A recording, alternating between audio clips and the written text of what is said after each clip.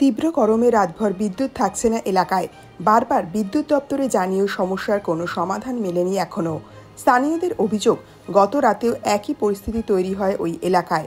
স্থানীয় বিদ্যুৎ দপ্তরে বারবার জানিয়েও রাতভর কারোর দেখা মেলেনি সমস্যার সমাধান।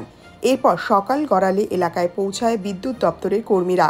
স্থানীয় বিদ্যুৎ দপ্তরের বিরুদ্ধে কর্তব্যে গাফিলতির অভিযোগ তুলে তাদের বাধা দেওয়া হয়। এক কথায় দীর্ঘ সময় ধরে তাদের আটক করে রাখে গ্রামবাসীরা। ঘটনাকে কেন্দ্র করে শনিবার সকালে রীতিমতো চাঞ্চল্য ছড়িয়ে পড়েছে মুর্শিদাবাদের বহরমপুর ব্লকের নগরাজল টিকটিকিপাড়া এলাকায়। পরে খবর পেয়ে ঘটনাস্থলে পৌঁছে পরিস্থিতি সামাল দেয় বহরমপুর থানার পুলিশ। সমস্যা বলতে আমাদের যে ট্রান্সমিটারটা আছে, এই ট্রান্সমিটারটা গোটা নগরাজলকে সাপ্লাই দেয়। এখন বর্তমানে এই ট্রান্সমিটারে না হলেও 500 টুকটুকি চার্জ হয় আর 30-40টা এসি চলছে, কিন্তু ট্রান্সমিটার যে আমাদের 100 কেবির সাপ্লাই দিতে পারছে না।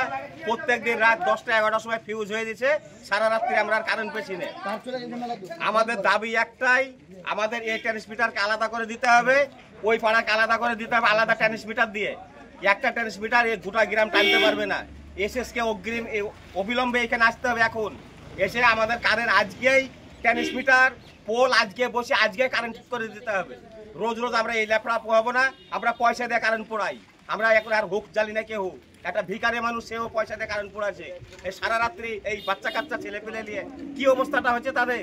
এসএস আসুক, পরিস্থিতি দেখুক, এর সমাধান করে তারপরে হবে। এসএসকে আসতে